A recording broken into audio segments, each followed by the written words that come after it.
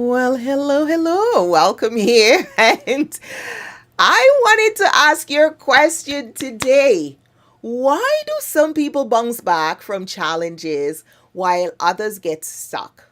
Why do some workplaces thrive under pressure while others fall apart? The answer is one word, it's resilience. So today I want to talk about three of the biggest reasons why resilience is so important and why it may be the most valuable wealth you will ever own. So let's get our hands dirty. Let's dig in and start to explore these three reasons because often we don't understand the value of resilience. You see, let me share with you a little bit about how this all came about. My name is Joyce Odedison, and you're listening to the Resilience Catalyst Show. And I'm the creator of the Wellbeing Intelligence System and the Resilience Diagnostic. My mission is to help 1 billion people discover their resilience index. And yes, RX their lives, transforming how they work, they live, and they lead. For nearly 3 decades, I have worked with leaders, professionals, and organizations to strengthen resilience and well being in the work. And today, I want to show you exactly why resilience matters so much for your health, for your relationship, and for your success. Because without resilience, you cannot survive. You just can't make it through. And here's how I came about. And let me just share a quick story with you. For years, my work focused on helping organizations build psychologically safe workplaces. I would teach leaders how to reduce fear, resolve conflicts. I'm a conflict analyst, right? Create spaces where employees could speak up without risk. That work was powerful. And I loved what I do, and it made a difference. I mean, I've helped so many people who hated their jobs, didn't get along with their boss, so many leaders who couldn't stand working with certain employees. And I've been able to help them transform those situations. But I started to realize something. Safety alone wasn't enough. You see, a psychologically safe workplace is like putting a strong lock on your door. You know, you have a door and you put a lock on it. So it's now bolted and you put the key in and it's locked. It keeps dangers out. But it doesn't automatically make what's happening inside healthy. So you could lock your door so danger doesn't come in, thieves don't come in. But what if there is something inside your organization, inside your house, inside your relationship, inside your career that's just stealing your energy and disrupting your life and preventing you from thriving, right? So I wanted to move away from just keeping dangers out, and I wanted you to start thinking about what's inside, what makes workplaces healthy, vibrant, or thriving. What organizations really need was something bigger. They needed a resilience ecosystem, like a living system that only prevents harm, but actually it actively builds strength, it's adaptable, and it also promotes well being at every level of the organization. So when you see my well-being intelligence system, it looks at 9 dimensions. So we're looking at what's happening spiritually. This is where people really connect. This is the inner part of us. We need to be spiritually well. When we're not spiritually well, we have no passion, we have no vision, we have no sense of purpose. We're just getting up every day and doing the same thing, but we're not getting any farther. We're not moving any further. You know, sometimes clients will say to me, Joyce, I feel like I'm on a treadmill and I'm just going. That's because there is something unhinged in that part of you, in that inner spiritual part of who you are. That's where your soul lives. And when it's not thriving, nothing else around you thrives. That's why it's so important for me, I found out, to move away from just doing psychological safety and focusing on the safety, bringing in safe, making sure everything outside was, prevented from coming in and that. but we need to actually focus on building safety inside the organization. And we have to start treating our workplaces like living, breathing ecosystems. And that's why I shifted my focus. I'm no longer just helping workplaces resolve conflict and helping people get along and have safe and healthy relationships. I'm helping leaders and professionals and their organizations build those resilience ecosystem that allows people to grow, to innovate, to sustain, and that energy change through so they can go through huge changes and still be able to adapt and stay well. So this is why we've done one of the biggest changes we did in our organization. We've taken our well-being intelligence system, so that's the 9-dimensional tool, and we've now added the resilience diagnostic to it. So it's not enough to just talk about resilience. We need to measure it. My mission is to help people discover their resilience index, and I call it RX. It may sound like prescription to you, but it's the resilience prescription for your life. Because when you find out how resilient you are, now you can do something about it. What's the medicine you need to take? Because my clients would come in and they would say, Joyce, I don't like my numbers. When they see their numbers, Joyce, I don't like my numbers. How do I fix it? Right? You go to the doctor. Something is hurting. This isn't working well. I need to fix it. We need help. Well, let us work on it. So my mission is to help 1 billion people RX their lives wherever you are. Understand your resilience index, because when you know your index, you finally know where you're strong, where you're vulnerable, and how to create the ecosystem that will carry you forward into your work, your life, and your relationship. Because there is no law that say we can only be good at work and you can't have a healthy relationship, or your health should be jeopardized. You can have both, but you need to be aware of what's happening in all of these dimensions of your life so you can maintain it, because what we're not aware of controls us. That's how life goes. So we need to create that awareness. So the question that I'm answering today is, why is resilience important? So I have come up with 3 reasons that I'm going to talk about today. So 3 reasons why resilience is important. So that's what we're going to be talking about. 3 reasons why resilience is important. And so the first one that I've looked at and I want us to talk about is that it protects your health. Now, you don't want to get me started on health, because this is so important. As we mature, it doesn't matter if you are in your 20s, if you're in your 30s, if you're in your 40s, or you're in your 50s, or you're in your 60s. Actually, as you go up in the T's, it's even more important for you to be paying attention to your resilience index. I know for myself, I have looked at the years and I realized the resilience I am building every single day is what has kept me where I'm at right now. People will say, oh, I didn't realize for your age, you look good.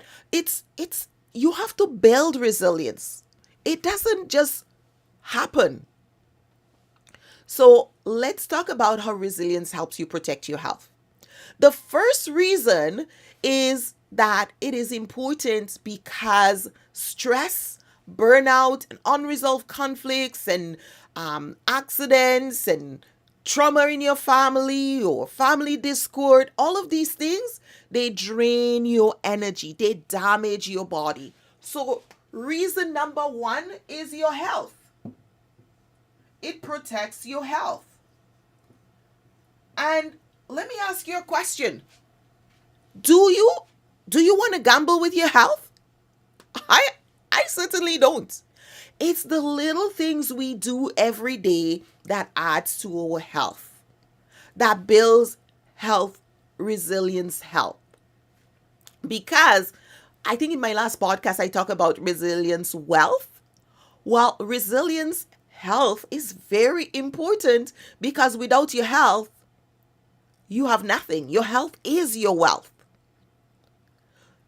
So let's unpack that a little bit. Because resilience acts like an immune system for your well being. Without resilience, your nervous system stays stuck in overdrive and eventually it shuts down. So we start to see all kinds of diseases impacting our body, right? Autoimmune diseases, muscle diseases. We start to see all different types of the cancers and all the mental health issues that we're seeing so much of. You start to ask yourself the question, what is going on with us? Why are we no longer as, why are we not as resilient as we should be? Why do I know so many people who are sick or getting sick or becoming sick or sicker? What is going on with our health? Even people who we thought are healthy, we find out, oh, they've got a problem. And that's okay. It's not to say that we shouldn't get sick or we shouldn't, we're not living in a perfect world. There's always going to be illnesses and diseases, but there are ways that we can be more resilient and we can take care of our nervous system so that it doesn't go in overdrive. Proper rest. I mean, think of every restorative practice that you can do. When you think about resilience as an immune system for your well-being, it helps you reset. You do that recover. You preserve your health. Sleep is one of the most important things we can do for our own physical health. Sleep. Because if we get our 7 to 8 hours of sleep, it cleans out the dead cells in our brain. That's one way of creating a resilient mind, right? You maintaining resilience in your mind. It's really important. So I want to just shout out to those of you who are watching, wherever you are watching us, whether you're on YouTube, whether you are watching on Facebook, or you are on any of our social media platform, LinkedIn. Drop a note here. Let me know if this resonates with you. And if you're thinking of anything, I also want to mention before I move on to point 2 and 3 is I also have an Ask Me Anything. So if you're dealing with stuff at work, for instance, clients will say to me, Joyce, I don't feel resilient because there is so much stress at work. And I usually ask, what is the major stress at work? And the major stress at work usually is conflict. People are not talking to each other. People are not doing their work. Things aren't getting done in time. People are being bullied. They're harassed. Or they don't feel valued. They're not being heard. They're lacking the proper resources and the opportunities for growth and development in the organization. Just simple acknowledgement. I was coaching an employee last week, and she said to me, my director comes in and doesn't say hi to me. And I was like, what? What do you mean she doesn't say hi to you? She doesn't say hi to me. She says hi to the person in the cubicle, but next to me, but she doesn't say hi to me. And I thought, what a sad situation. You get up, you drive to work, you get to your office, and you decide intentionally to ignore an employee, one of the people who look up to you, who you lead. Makes no sense to me. But it's not just, I was coaching some employees. I was doing an intervention, and I was reminding them, in order for you to hurt me, you have to hurt yourself. Especially when we are in those long relationships like workplaces, marriages, family conflict, because those are multi-level and interconnected relationships where we spend time with people over and over again, and we see them for years and years and years. They're in our lives, and we grow old seeing that person because they're part of our lives. And most of my conflict resolution has been surrounded around marriages, workplaces, and I see those very toxic workplace relationship and family conflicts. So those 3 areas are very, very significant for our health, our mental health. When you're living with someone and you can't get along with them, that means you don't have peace. You don't feel safe and free in your relationship for the how many hours you spend with them. So what does that do to your nervous system? It puts it in overdrive, because we all have that brain that's looking to say, is that person a friend or a foe? And if your brain has deciphered that the person you're living with is a foe, like an enemy, then it's not going to rest. Even your sleep is going to be disturbed. You won't get the peaceful sleep that you need. And when I work with clients and they tell me I'm having difficulties with my boss or my coworker, and I feel terrible going into work, my tummy hurt, I get cramps, I just like, clients will say I packed my car and I was puking because I couldn't stand going into work. These are very important and significant relationships in your life, and you're spending a long period of time with them. So being upset with those people for an extended period of time will significantly impact your health and wellness. And that is why it's so important for you to pay attention to how you are in those relationships. So anything that's impacting your sleep will impact your health. And that is taken away from your resilience, your health resilience. The other thing is healthy nutrition. Sometimes some of the foods we eat are not healthy for us. It's okay to treat yourself. Like for my birthday, I went out and I had a nice big steak. I hadn't had a steak for years. And I decided that's what I want to do. I want to go out and have a steak. We went to Ray and Jerry's. We had a steak because I felt that's what I wanted. To me, those things are treats.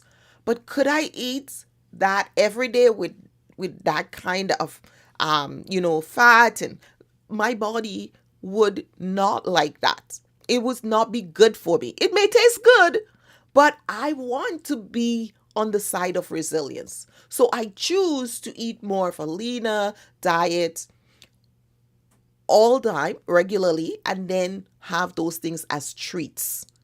And ice cream is a treat. It's not something I have every week.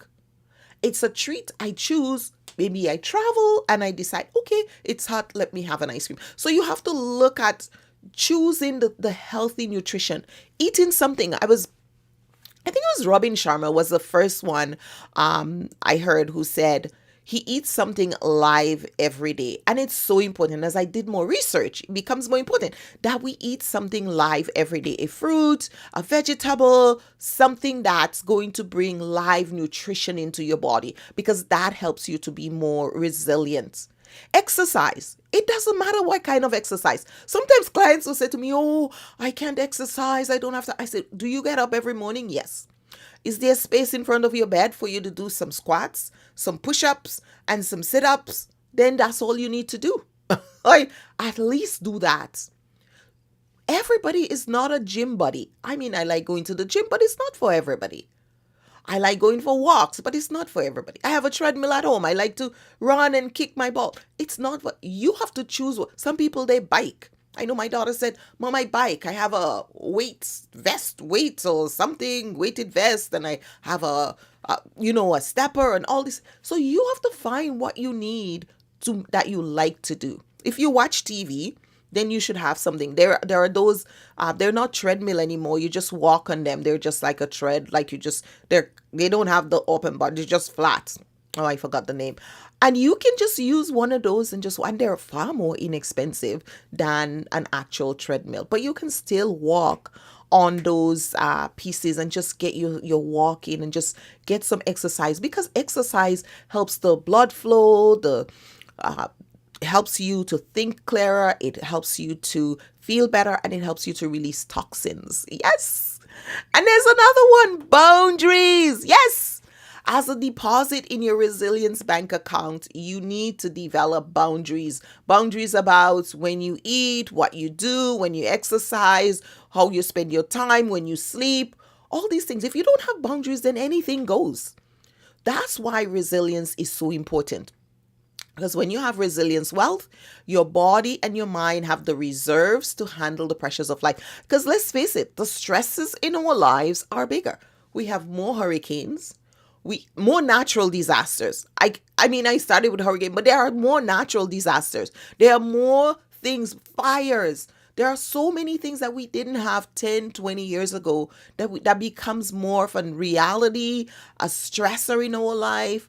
We know more people because we travel more, and so we're exposed to more, and as a result we have all these cell phones and gadgets that come into our lives, and the news is right here. I remember when I started work, I would, in my 20s, when I went into the office, I just went to work. I didn't think about anything else besides just going to work. When I came back from work, then I would see the news, then I would talk to friends. But now, when I take a break, everything is right here. I can see and know everything, so I come back to work all stressed. So we have to set boundaries. During the daytime, I do not watch the news. I do not do text messages. I do not do those things except for work. So that's why we keep our work messaging, just like if you have Messenger and you're using Teams, then you know it's just for work. We use a different project management tool just for, so we keep boundaries between work conversations and our life conversations. Otherwise, there are no boundaries. Things overlap, and then we forget what we're doing, and it just overstresses our immune system. So it's important for you to do that, right? I had a client who came to see me, and he was struggling at work. And his workplace said, we want you to go and do the well-being, wellness coaching with Joyce company. And he came in to work with us. He was struggling. He was yelling at his coworkers. He was getting into arguments with his boss. He was not doing well. He wasn't getting along with anybody at work and with his boss. And then when we started coaching, I found out that he wasn't also not working well or doing well with his spouse. So usually when a client comes in to work with me, they all go through the resilience index. That's the well-being intelligence system. We call it WIS, and then they go in to measure all their 9 dimensions. So we set a benchmark to see how well they're doing in those 9 dimensions, and then from there we create our coaching plan on. So it's very concrete and clear what we're working on, and are we working on a goal for that client to get to the next level. So what is the next level? So you might get a resilience index where you're at 5 in a particular area in your life. And how do you fix it? Where do you want to go from here? So that will be our coaching focus. So when the client did that, we were able to see where his index was. And from there, we're able now to design a plan of action for where he's going next. This is really important because both the client and I now know what we're working on, what we want to do, and when we get success. So it's not just me. The client is very involved in that, in doing the session and everything like that, and understanding his numbers. And one of the things he said to me is like, "Oh, Joyce, I think I'm eating too much salt." And I was like, where did that come from?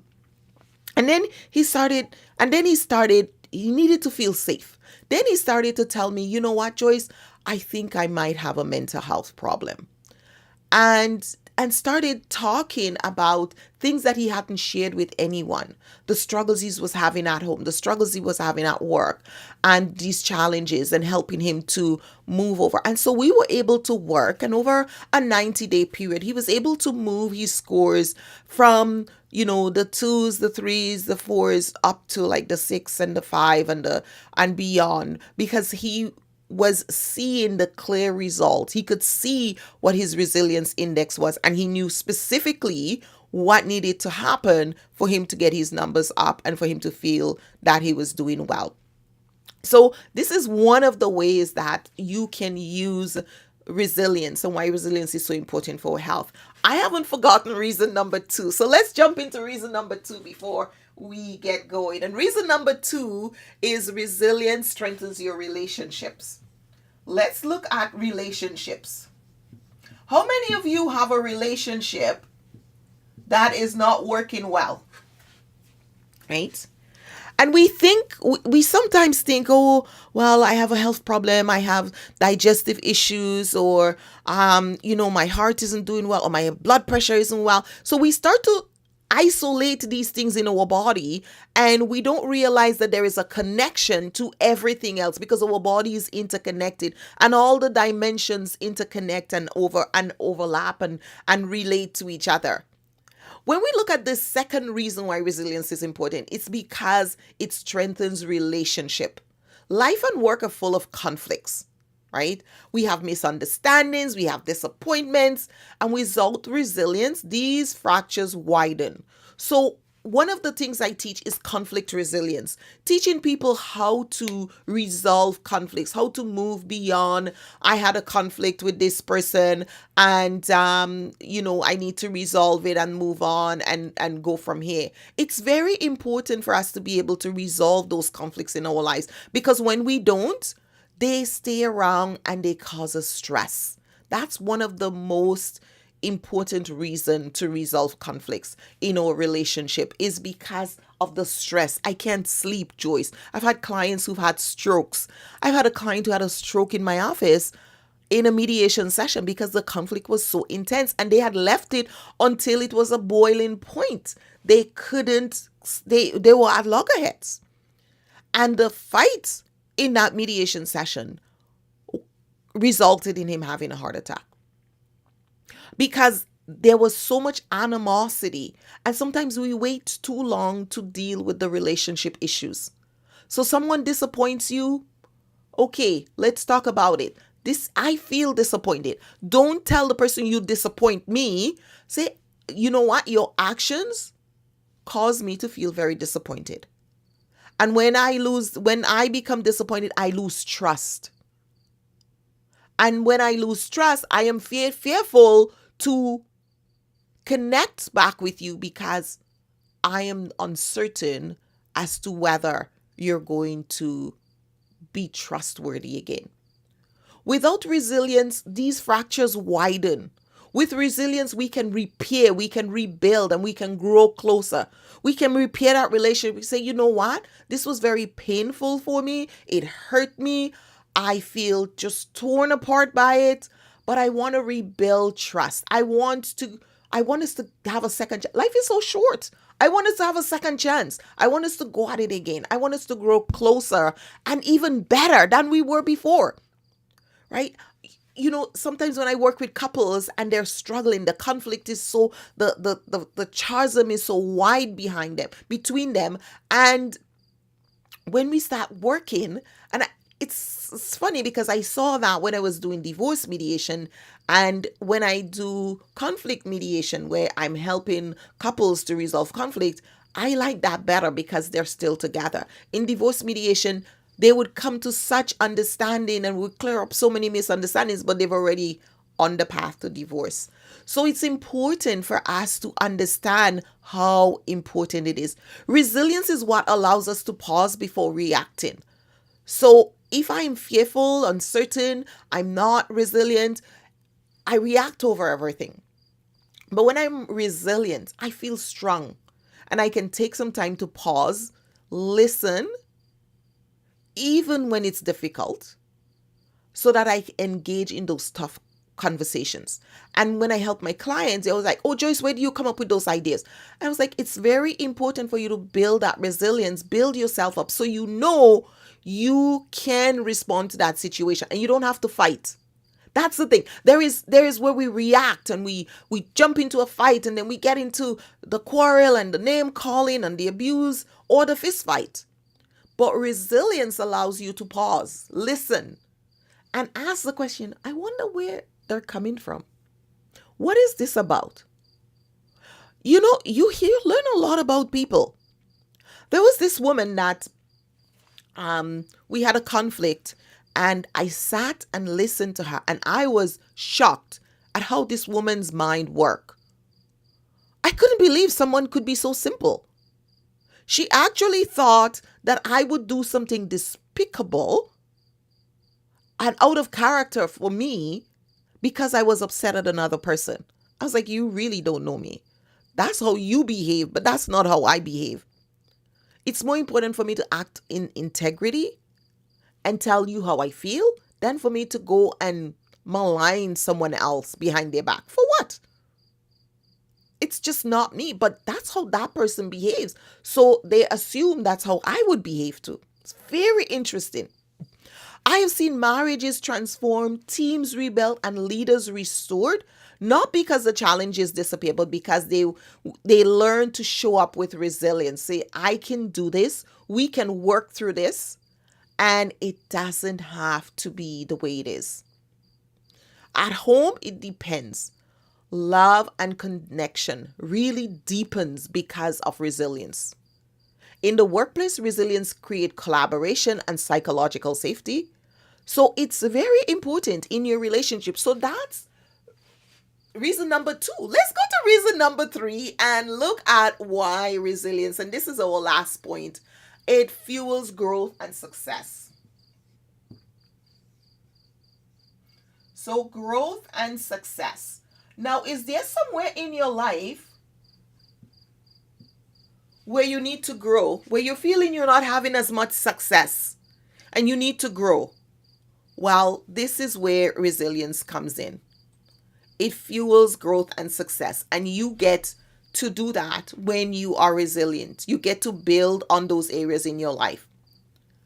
The reason resilience is important is because it fuels that growth and success in every career, every business, every leader. You're going to face obstacles.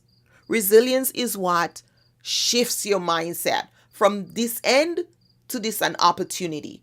Oh, the end of the world. I can't believe this happened to me. What am I going to do? Or resilient is like, okay, this is certainly not what I expected. This is horrendous. But what can I build from it? What can I learn from it? Where do I go? How can I pick up the pieces? What's the opportunity here? Right? So one is, whoa, me, I'm done. And the other is, what can I learn from this? How can I grow from this? What is the next thing for me? What is this opening up for me?